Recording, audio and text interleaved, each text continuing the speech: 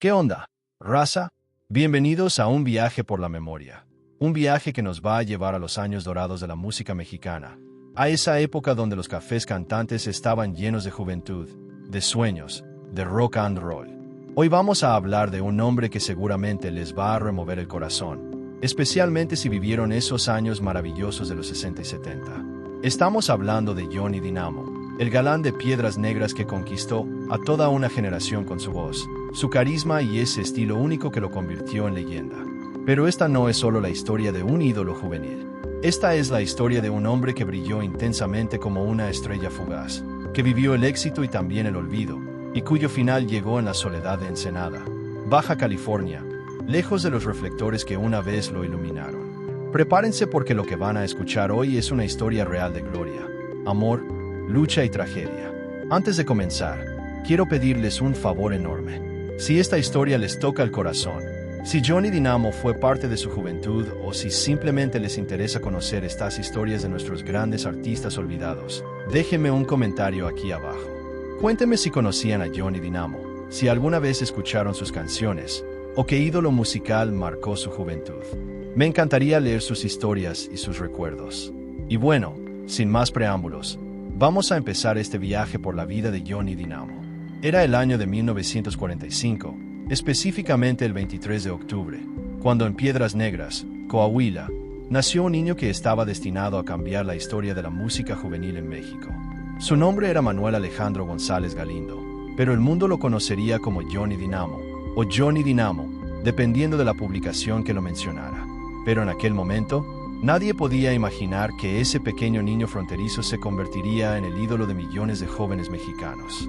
Piedras Negras, esa ciudad fronteriza llena de influencias musicales tanto de México como de Estados Unidos, fue el escenario perfecto para que el joven Manuel desarrollara su amor por la música.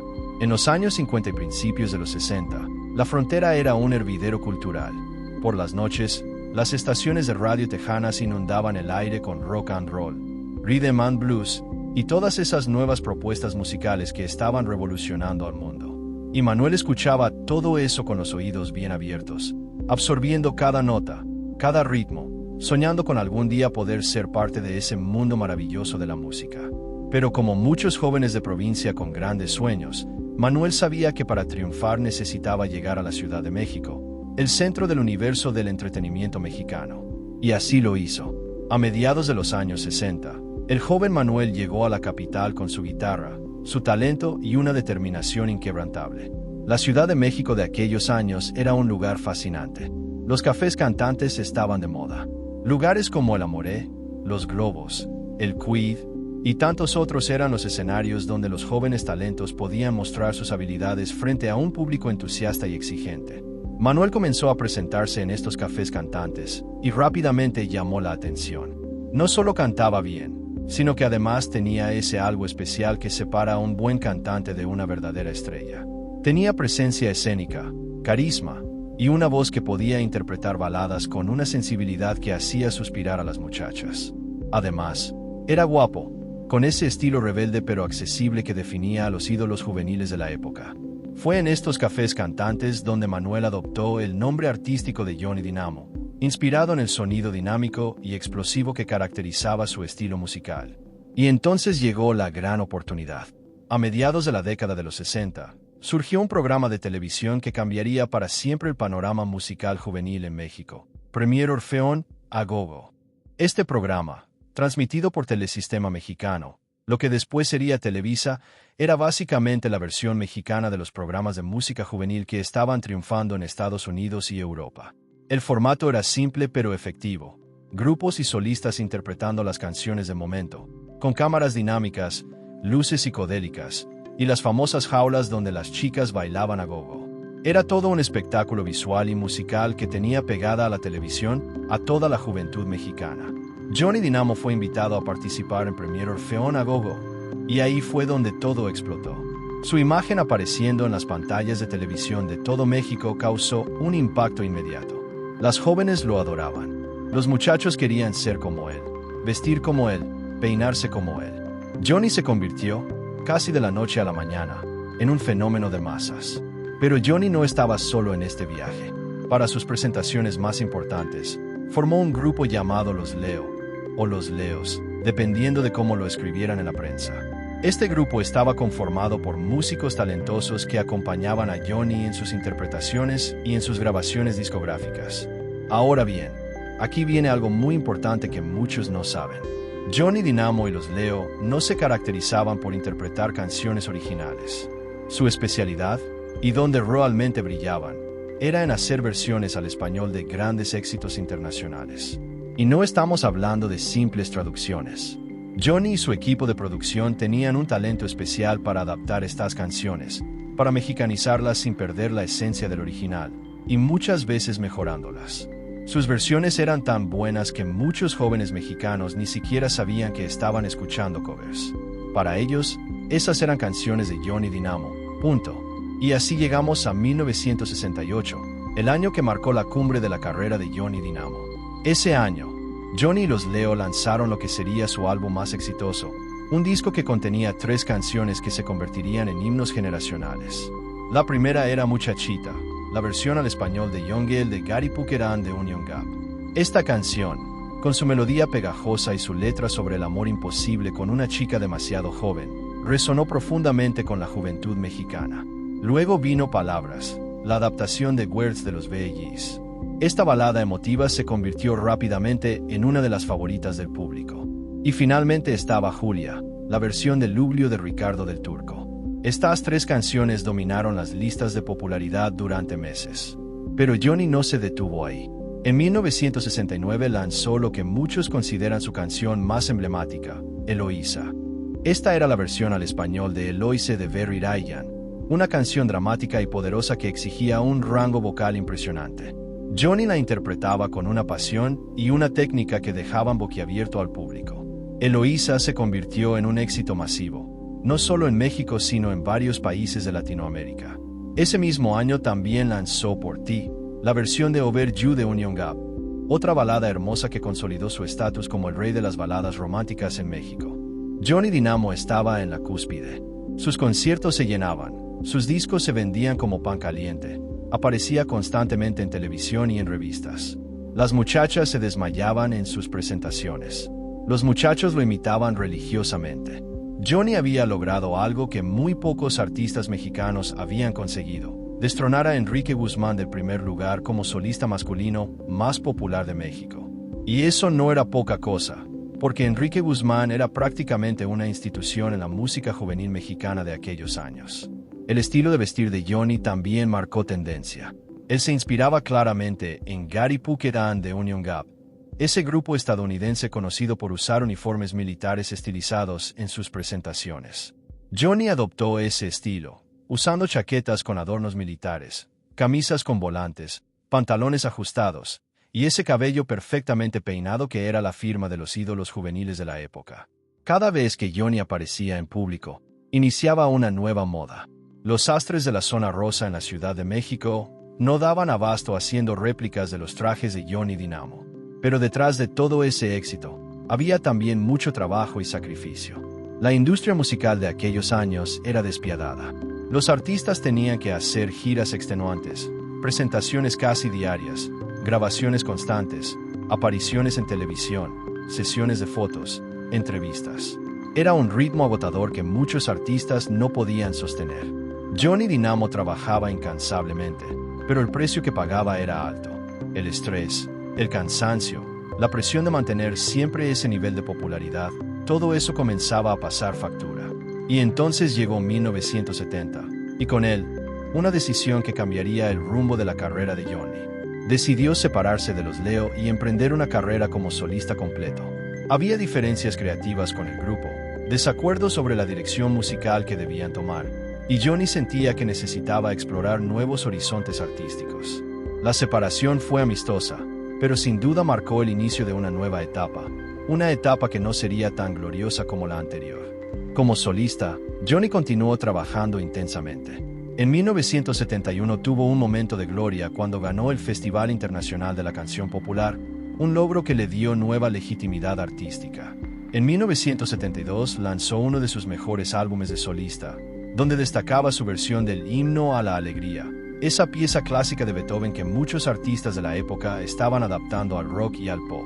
Ese disco también incluía colaboraciones con otros grupos importantes como los Sportsmen, manteniendo así las conexiones con sus raíces musicales. Pero algo estaba cambiando en la industria musical mexicana. Los gustos del público estaban evolucionando. Nuevos géneros estaban emergiendo. El rock progresivo, el rock pesado mexicano, la música disco, todos estos nuevos estilos competían por la atención de la juventud. Las baladas románticas que habían sido el fuerte de Johnny empezaban a perder terreno.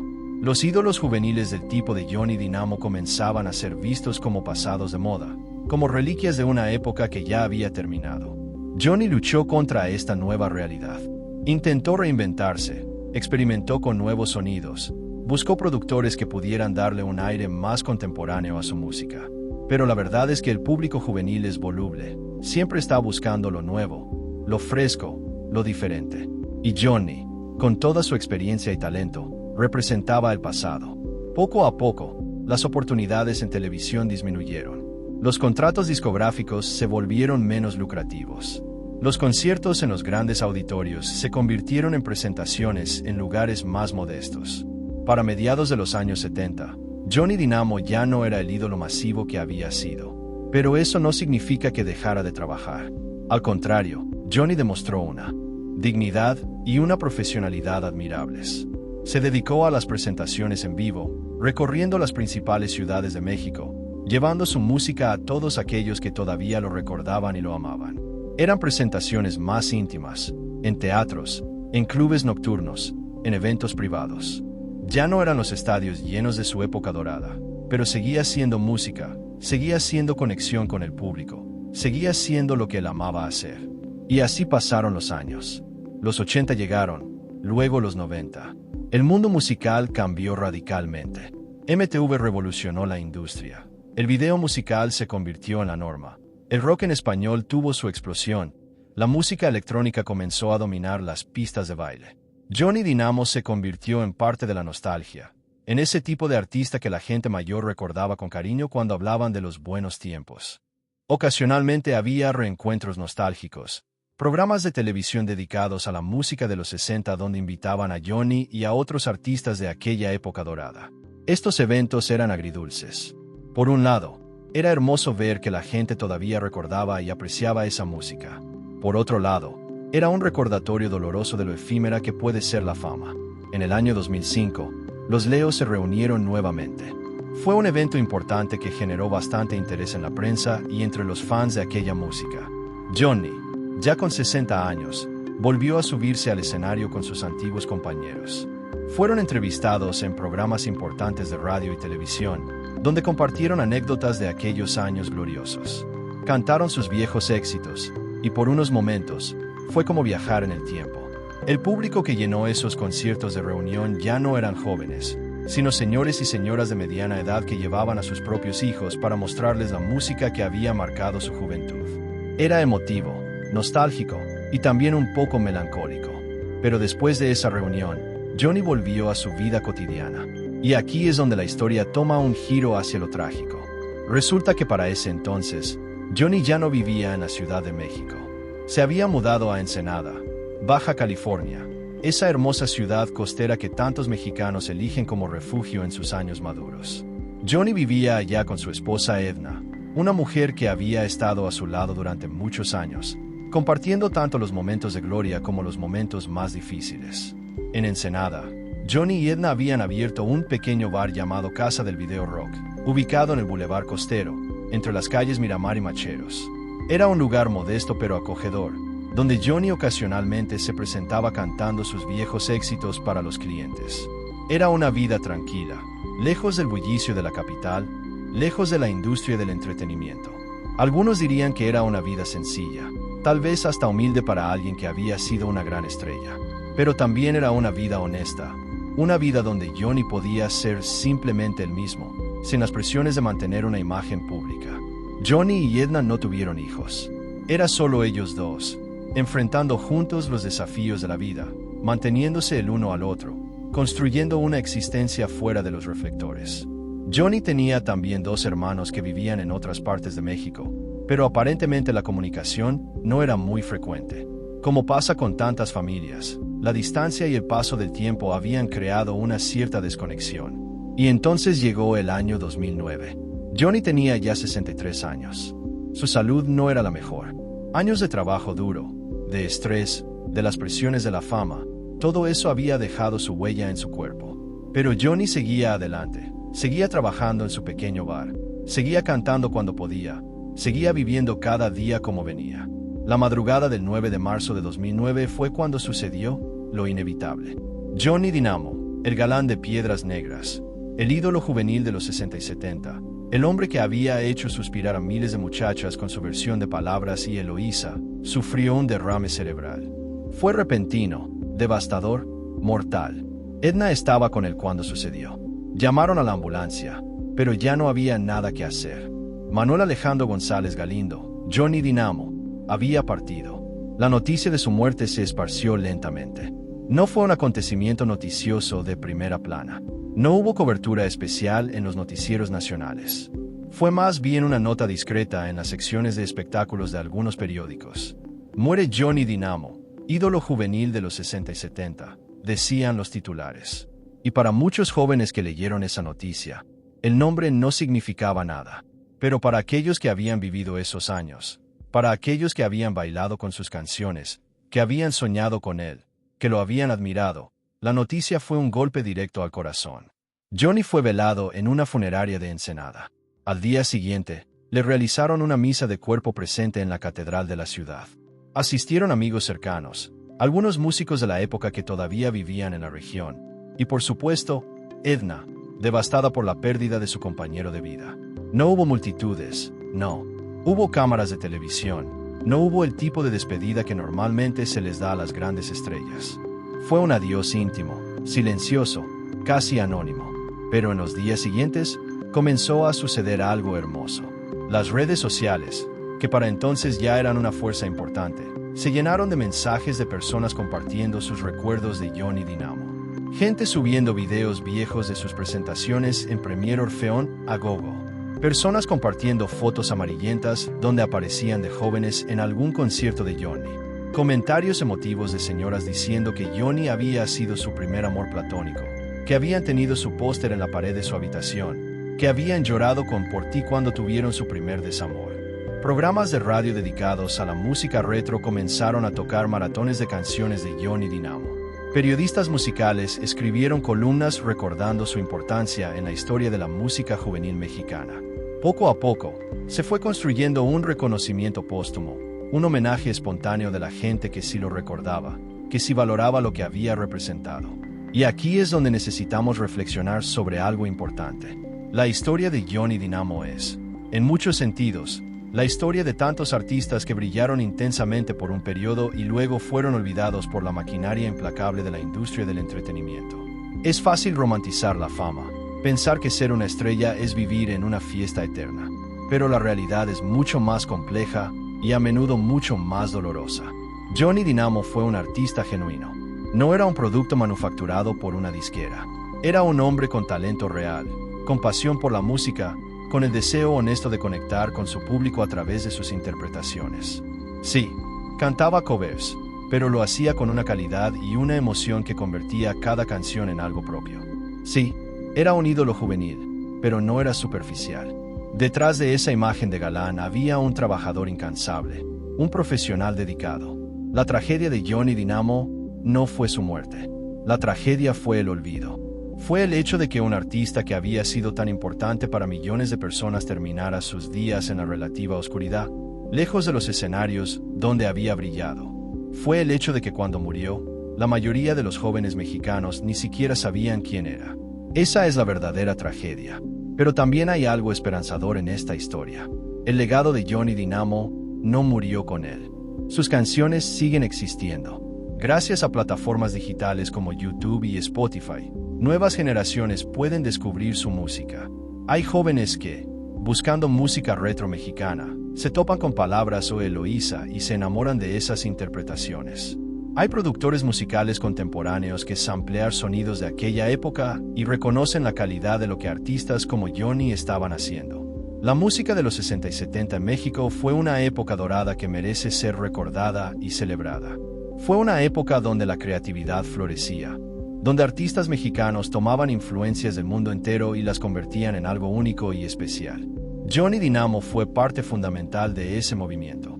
Su contribución a la banda sonora de una generación entera de mexicanos es innegable e invaluable. Hoy, más de una década después de su muerte, podemos reflexionar sobre lo que Johnny Dynamo representó y sigue representando. Fue más que un cantante de baladas. Fue un símbolo de una época, un embajador de los sueños juveniles de toda una generación. En sus canciones estaban codificados los anhelos, las alegrías, las tristezas, los amores y desamores de millones de jóvenes mexicanos de los 60 y 70. Cuando escuchamos Palabras, no solo estamos escuchando una versión bien hecha de una canción de los Bee-Gees. Estamos escuchando la voz de Johnny Dynamo, la voz de un muchacho de Piedras Negras que se atrevió a soñar en grande, que llegó a la capital con su guitarra y su talento, que conquistó corazones con su voz, que vivió momentos de gloria incomparable, que enfrentó el olvido con dignidad y que finalmente partió silenciosamente en una madrugada en Ensenada.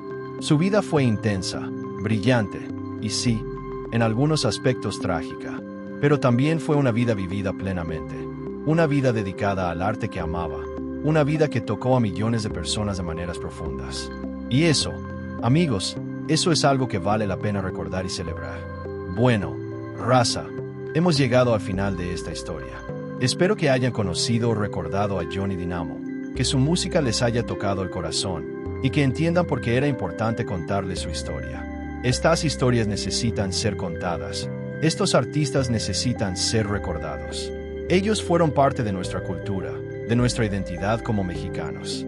Si este video les gustó, si aprendieron algo nuevo, si Johnny Dynamo ahora significa algo para ustedes, por favor dejen el like aquí abajo. Ese simple gesto me ayuda enormemente a seguir creando este tipo de contenido, a seguir rescatando estas historias que merecen ser contadas. Y si aún no están suscritos al canal, los invito a que lo hagan y activen la campanita para no perderse los próximos videos. Recuerden, raza, detrás de cada artista hay una historia humana, con sus alegrías y sus tristezas, con sus triunfos y sus derrotas. Johnny Dynamo fue una estrella brillante en el firmamento musical mexicano, y aunque su luz se apagó aquel 9 de marzo de 2009, su música sigue sonando, su legado permanece, y su historia merece ser recordada. Hasta la próxima, amigos. Y no olviden escuchar Palabras o Eloísa después de ver este video. Escúchenlas pensando en Johnny, en su vida, en su arte. Les prometo que las canciones sonarán diferente, más profundas, más emotivas. Nos vemos pronto. Fin del roteiro. Conteo de palabras. 3.500. Llamadas a la acción. Comentarios al inicio. Like y suscripción al final.